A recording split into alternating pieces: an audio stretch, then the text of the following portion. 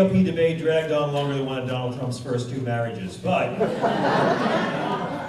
I just want to say that huge is not a good enough word for what this man will bring to the White House. We finally have a real American who transcends mundane liberal ideas like specifics. For far too long, we have not had a giant wall on the Mexican border. And Donald Trump is the man who will build a giant wall on the Mexican border across all the mountains, all the deserts, all the valleys, all the private property, all the commercial property, no matter how much it costs, so the people of Mexico won't have to see our crumbling walls and bridges.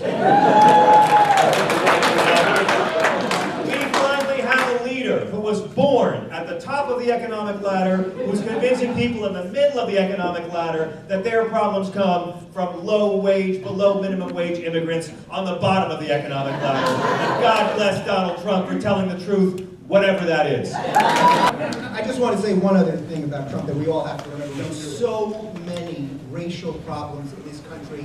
Black people, white people. Who can solve it? An orange person. Exactly. Orange lives matter. I'm pretty tired of those Mexican illegal immigrants being responsible for all the outsourcing, deindustrialization, and automation of American jobs. Hello, this is Niswander. I'm here at Politicon with John Fugelsang. John, thank you for being on the NOWMAN Show. Thank you. Now, we just got through seeing satire, I'm assuming.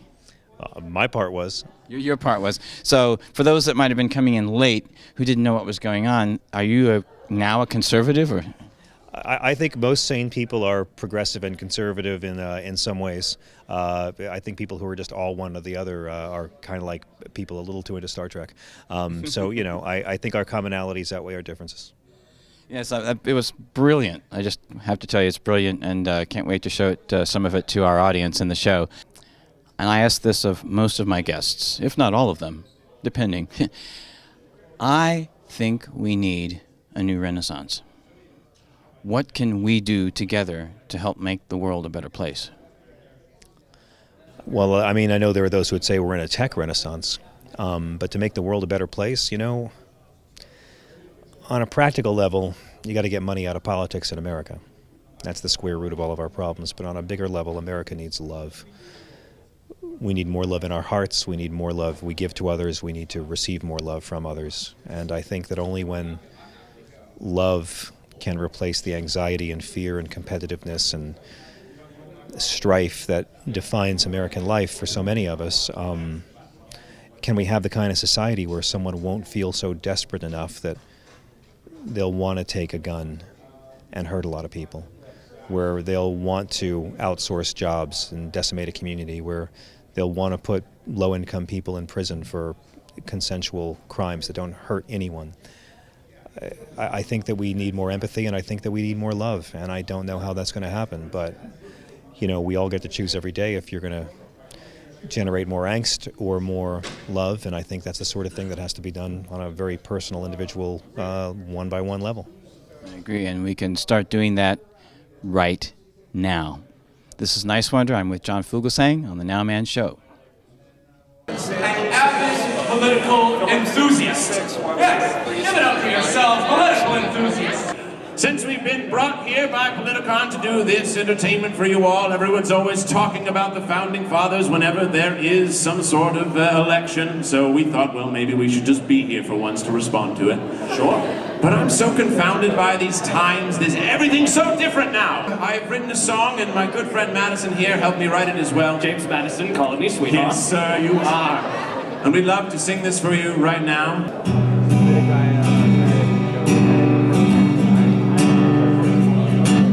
Where are the gas lights? Where are the horses? Where is the Postmaster General delivering letters to me? Where is the art? Where is the culture? What is it that people do with a minute or two they have free? Where is the life I've had hundreds of years to inspire? Where is the love I see is the greedy desire. Can there be more, or that I absorbed by this higher scene? This life in forward times, what can it mean? Where is the schoolhouse? Where is it? Where is the know-how? Where's the bountiful knowledge that thousands of colleges bring? Where is my passion? Where is my muse now? What amongst all the rubble is worth all the trouble to craft into lyrics and sing? Where is the life, despite all of these modern advances? Where is the love? Well, I try but get no second glances. Marianne, can there be more to this harsher new place that I've not yet seen? This life in forward times, these fast forward times, the second chance at life, what can it mean? Thank you. Thank you. This is Niswander. We are about to check out a panel discussion on the topic of big money, big politics. Let's check it out. And then in 2012, Bill was in charge of Obama's super PAC. So he's going to be uniquely capable of helping us understand super PACs. And we've also got Clay Aiken, whom some of you might remember from his unsuccessful bid to unseat Renee Elmers. It was in North Carolina's 2nd district. So for political junkies, this is a thrill. Dennis Kucinich, when he gets here, he was a veteran Democratic lawmaker in the House of Representatives and a presidential candidate, so he knows all about this stuff. And we'll get right into it. Money in politics. We've had the Supreme Court and some other court decisions really chipping away at laws that have been put up over half a century to make the government look less corrupt. And Citizens United in 2010 was the really big one. People were like, this decision will unleash a flood of money. It's going to blow people's minds. The monopoly man is going to send democracy directly to jail. And not everyone actually agrees that that has happened, but it's an argument. Like today, the New York Times had this incredible story. Fully half of all the money that's been raised in this campaign so far has come from just 150 really rich dudes. And that's like not how it was before. This is new and unusual. So I wanted to ask, we'll start with Bill, what has changed? How does this change campaigning? Help us understand what's going on. Well, it's a disaster, basically, that such a small group of people can give so much money and have that kind of influence on a presidential campaign, or any level campaign, really. The Supreme Court opened the door to corporations giving money, which is a whole new floodgate of cash that's flowing into these elections. And, I think that on the Democratic side, there are a lot of people who give a lot of money. There's even more on the Republican side. But if you look at Democrats, just take my super PAC, for example. If you look at the people who gave... What is the name of that super PAC? Priorities USA. Okay. Action, actually. I thought there was an action in there. Yeah, these super PACs have good names. When Bill Maher gave us $1 million, he asked if Borat had named our super PAC. Are they like running out of names for super PACs? Actually, we went through 100 different names before our lawyers let us refrigerator magnet poetry. Okay, Congressman Kucinich is here. Thank you. Great to join you. All right, so we went over Citizens United, and Bill Burton is explaining why it sucks. So I don't have to stay there. Go ahead, Bill. Welcome. But anyway, if you look at the super PAC, we received donations from anywhere from $1,000 to $3, $4, $5 million. None of those people who gave that money became ambassadors or even entered government service. But do we know who they are? I mean, do you provide a list? Yeah, because on the one side, well, most there's a group of them, there's two groups, right? One of them was a 527, a super PAC. The other one was a 501c4. We modeled it after Crossroads, Karl Rove's group, because we thought, we might not like the rules, but we're not going to get run over by rules just because we're not playing by the ones that there are. So there was we did have another group because we thought there might be some Democrats who were interested in giving money the way Republicans did, which is anonymously. But it turned out that was the vast minority of the cash that we raised. But none of those folks went on to get huge positions.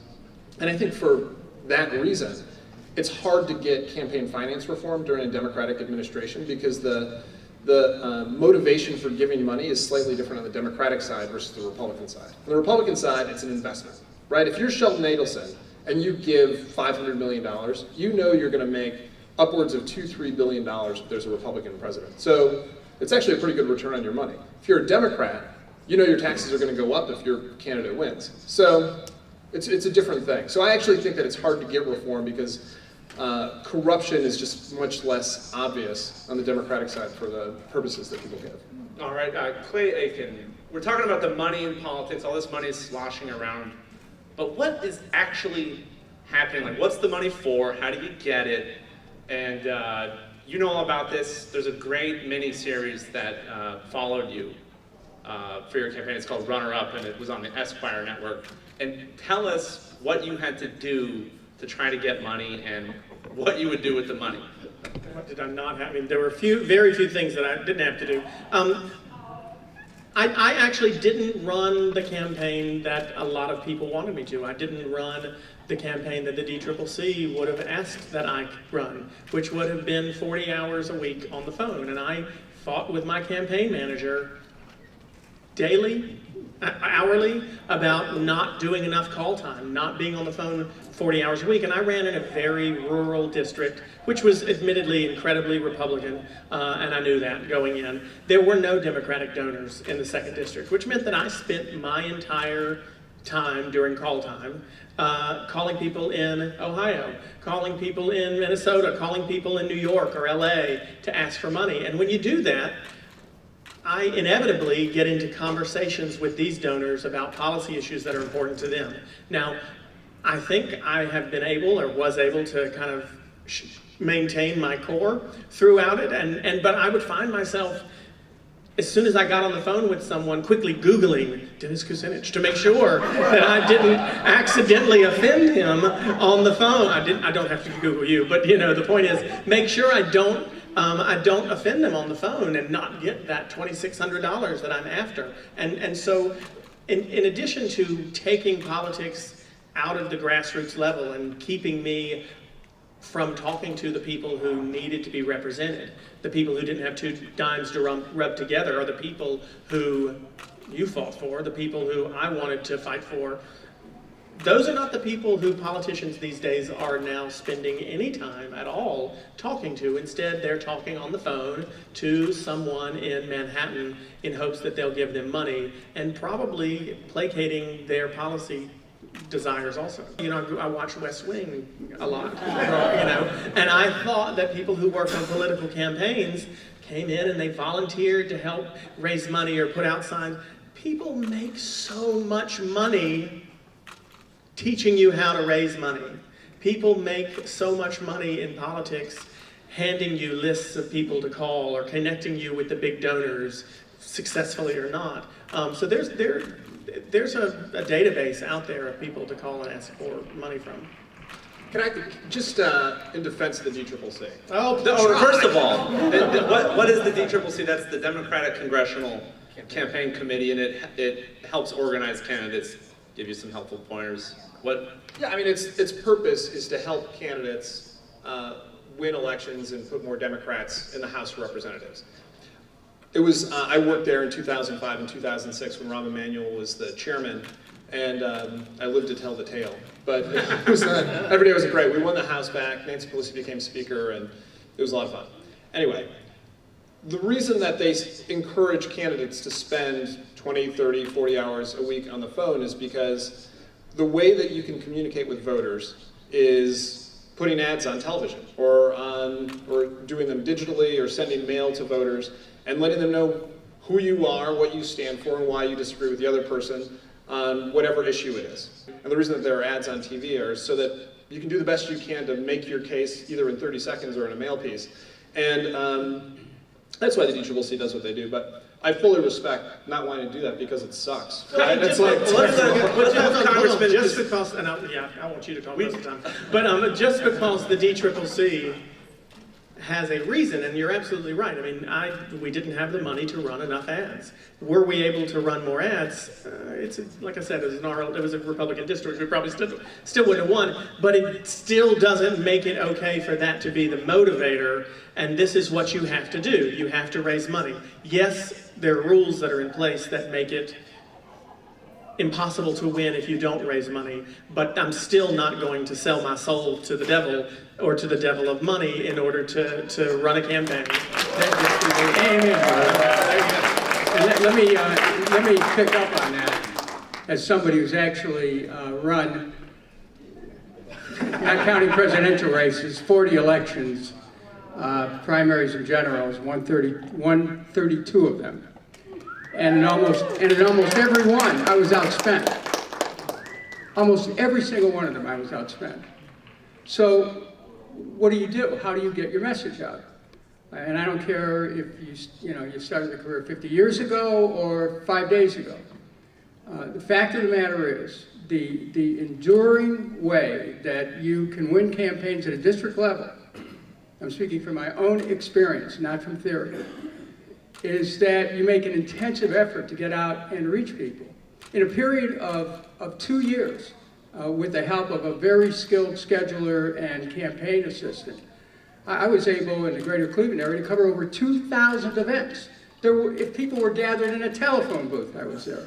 It didn't matter, just to contact people.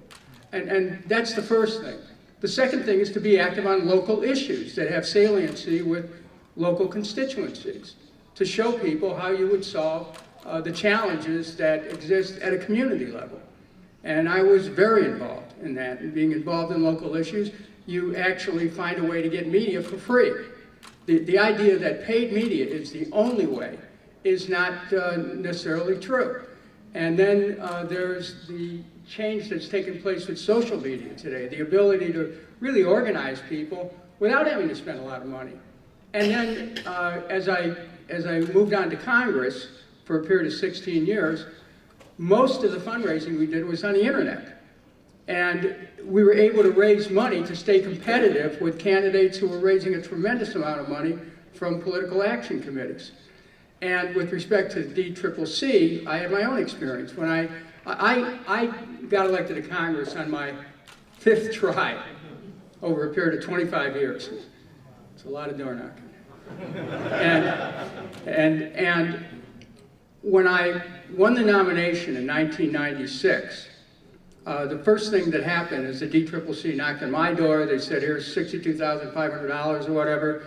Now give us the keys to your campaign. And I directed them to a district far south of this planet. And told them that I really didn't need their support because I understood my district, and after the election I'd be glad to talk to them. When I was in Washington, I met with the head of the DCCC. We had a big, we had a good laugh over that. But the fact of the matter is, if you don't control your own campaign, these ideas of campaigns being run by remote control from Washington is bad news, because they care even less about the people you represent.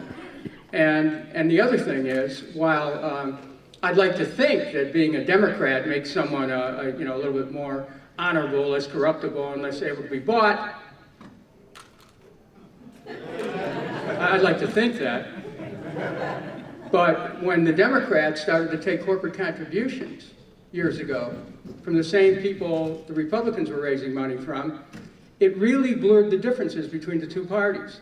So then our caucus meetings, as a Democrat, we'd have these caucus meetings every week, and we talked about 3 things at these caucus meetings. Number 1, polls. Number 2, fundraising. Number 3, how bad the Republicans are.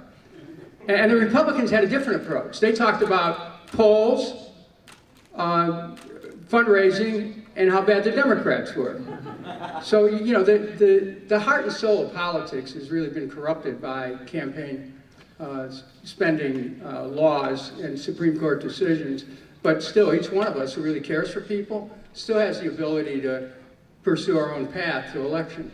So the campaign we've got going on right now has this guy in it named Donald Trump. And part of his shtick, not the biggest part, but part of it is, I can't be bought. I used to buy and sell politicians myself, but you can't buy me because I'm so rich. I'm using my own money. And campaign finance reformers like, well, this is what we've been talking about. He's showing you how corrupt the process has been. But at the same time, the fact that he's just able to waltz in because he's rich also shows that the process is broken because money is such a barrier. So, what sort of solutions could there be for this Trump phenomenon? Well, I actually think that Donald Trump's message on campaign finance is one of the reasons that he's got such durable support. It's because people, that minority of Americans who look at Donald Trump giving a finger to the system and calling other politicians out for the sort of influence that they can have with donations, is very attractive to people who are angry with Washington and who believe what Congressman Kucinich just said, that people in Washington don't care about the people in their districts. Like, that is something that's very attractive to them. But, the truth is, as long as we're in this system, that's what it is. Like, people who give huge checks have undue influence, and people who give $2,600 checks or $2,700 checks, which is the max for a congressional campaign, they have undue influence.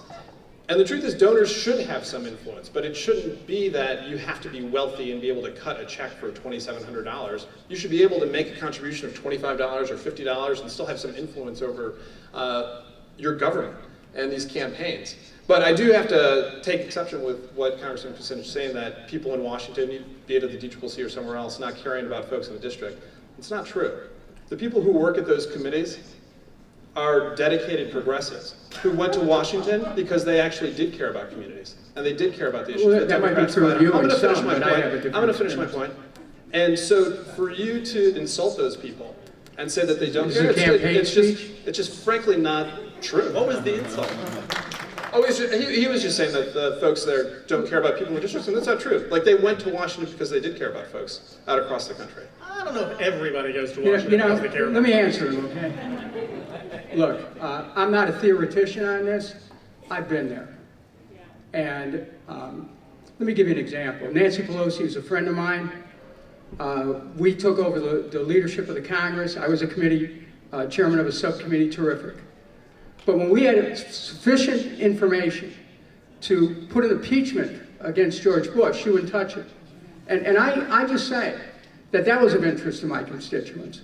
When we had, later on, the ability as a party to block the bailouts of Wall Street, Wall Street had its hooks into our leaders as well, which devastated Main Street with the practices of hedge funds. So, I'm not going to get moist-eyed about what party politicians do and what they say and how they care about people at a community level. One of the reasons why you're seeing tectonic shifts in the plates of politics in this country today is that people are waking up a little bit more and understanding that Washington doesn't give a damn about them. There's a bubble inside the Beltway.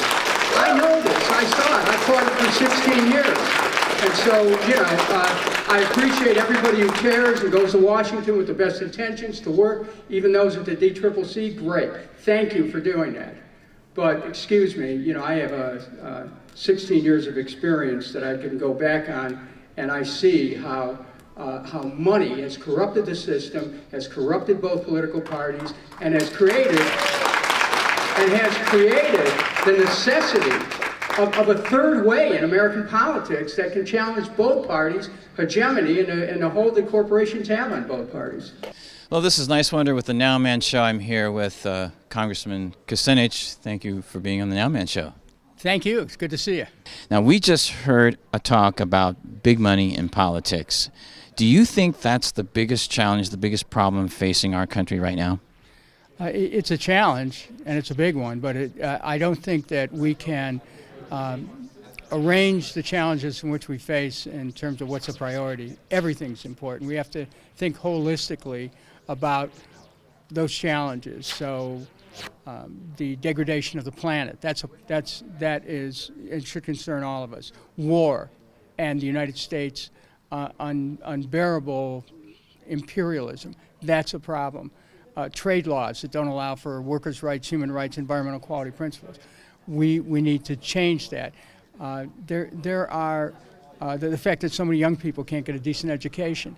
All of these things should concern us, and we have to have the ability to be able to hold multiple goals simultaneously and pursue a newer world without saying, well, first we got to take care of this and then we take care of that. No, there's so many different things that we have to work on simultaneously, and I think we're capable of doing that.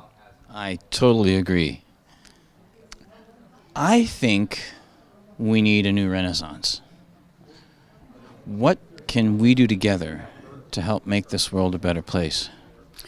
Well, if we look back to the first historical Renaissance in which people celebrate, it was a celebration of the human spirit, the human mind, of consciousness, of our ability to express ourselves in music and in song and paintings and in literature, our growing into our own multidimensionality. And I think that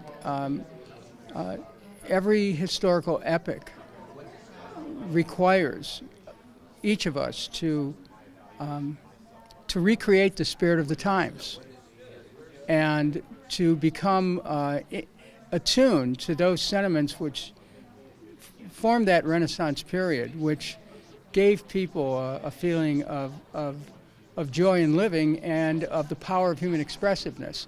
But that really comes from an awareness that this inherent joy, which is our birthright, should not be muffled or stunted by the world, that we need to use it as a springboard to recreate the world in a way that is joyous.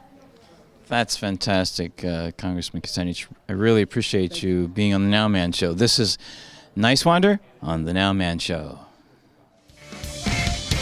The past is gone, the future is yet to come, it's now, right now. The present is here, the future is near, but it's right now. You know, being with you makes the party complete, so keep the body moving and show your happy feet. At the end of the night, when all is said and done, I wanna know I did the right thing and had a lot of fun, and I say,